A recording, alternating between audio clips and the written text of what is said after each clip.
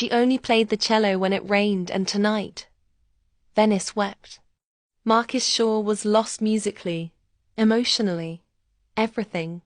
Venice felt like a dream slipping through cracks in the stone.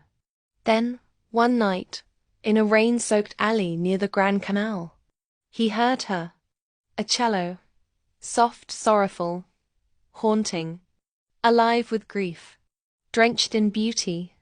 He followed the sound through puddles and fog until he saw her. A woman in a black dress, barefoot in the rain, bowed to strings as if calling ghosts from the water.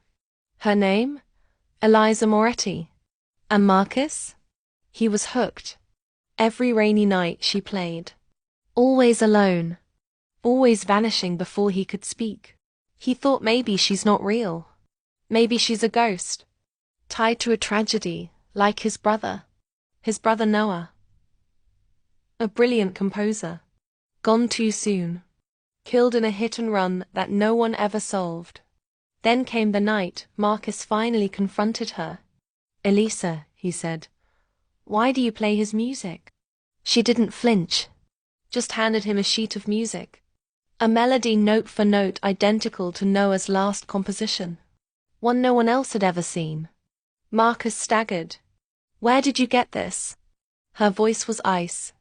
"My father killed your brother. I've waited 10 years to make it right." Twist. She wasn't a ghost. She was the daughter of the man who stole Marcus's world. And she'd been using Noah's music not to haunt, but to lure Marcus out of hiding. Because she wanted revenge too. Not just justice.